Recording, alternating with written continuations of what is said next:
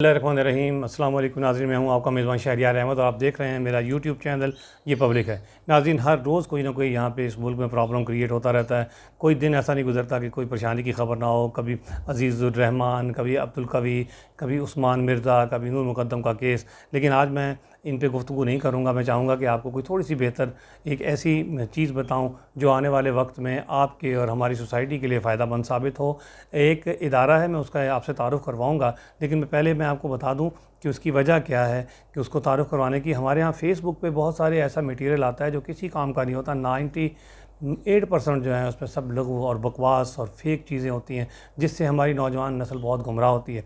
नाज़रीन, अपने बच्चों को, अपने बहन भाइयों को, बीवी को, अपने रिश्तेदारों को, अपने कज़नों को ये मैसेज करें और उनको बताएं कि हमें थोड़ा सा जो औसतन जो 7-8 घंटे हम मोबाइल पे लगाते हैं, उसमें सिर्फ 1 घंटा किताब पढ़ने पे भी गांडी लगा दें।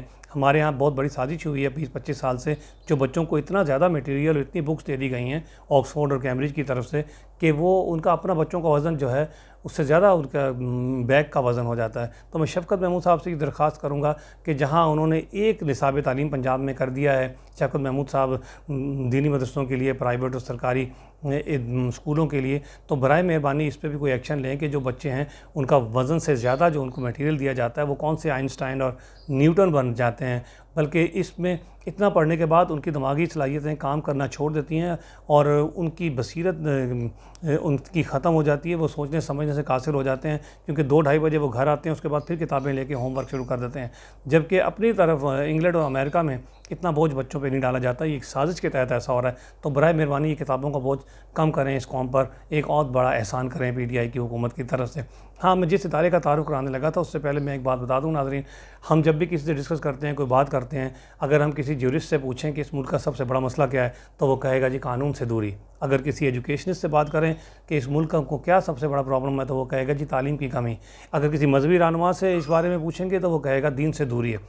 सब अपनी अपनी जगह बातें दुरुस्त हैं, लेकिन सबसे बड़ी बात जो मैं आपके साथ शेयर करना चाहता हूँ, जो मैं समझता हूँ इससे हमारा बुरा वक्त जो है कुछ अरसे के लिए जो है आहिस्ता आहिस्ता चलते चलते कम होना शुरू हो जाएगा और हमारी टेंशनें और प्रॉब्लम जो हैं वो बहुत हद तक कम होंगी सिर्फ किताब पढ़ने से। क्योंकि किताब पढ़ना सिर्फ टेक्स्ट बुक नहीं है। मैंने बहुत सारे ऐसे लोग देखे हैं, PhD देखे हैं, MA देखे हैं, BA MBA पास देखे हैं, लेकिन नाज़रीन उनकी बसीरत और उनके साथ इस लेवल की नहीं होती मुआशरे को समझने की, सच और झूठ की तफरीक करने की। उनसे बात करें 5 मिनट में तो आपको पता चल जाता है कि यहाँ पे बात करना बेसूद है। इसलिए किसी का पढ़ा लिखा होना इस बात की अलामत नहीं कि वो समझदार भी होगा। मेरी ख्वाहिश ये है कि आप लिटरेचर पढ़ाएँ, बीवी बच्चों को, भाइयों बहनों को, दोस्तों को, सबको ये मैसेज आगे भेजें कि वो लिटरेचर पढ़ें। और अगर 2 बंदे हों और अगर बर्गर पिज़्ज़ा खाने जाएँ तो 2000 रुपये लग जाते हैं, लेकिन 300 रुपये की आप किताब नहीं ख़रीद सकते। ये एक आदत बना लें, हर महीने एक बजट कायम कर दें। मैंने भी अपने बच्चों के लिए 2000 रुपये का बजट रखा हुआ है कि कोई अपनी पसंद की किताब ले आया करो जाके। और किताब कहाँ से लाते हैं? नेशनल बुक फाउंडेशन से।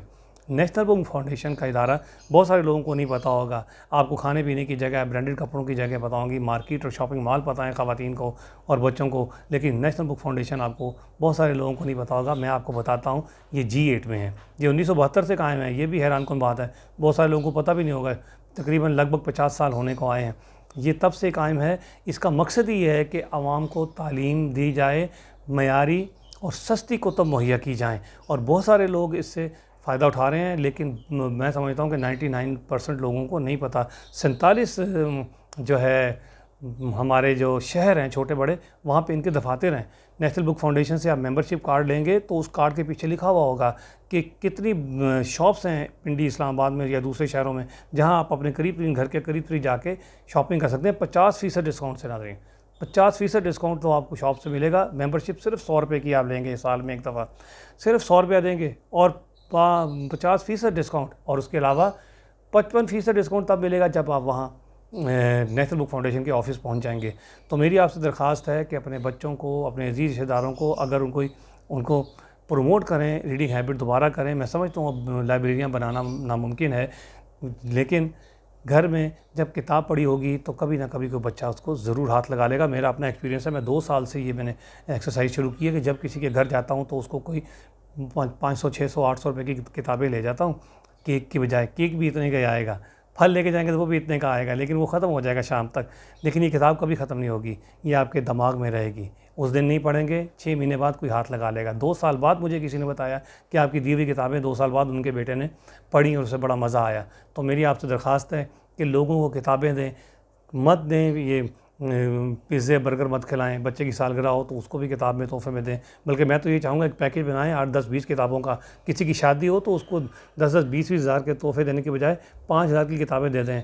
देखिएगा हमारी सोसाइटी में बहुत फ़र्क आएगा, बहुत बेहतरी आएगी। और अगर मुझे किताब को भेजना चाहेगा तो मोस्ट वेलकम। अपना ख्याल रखिए। खुदा हाफ़िज़।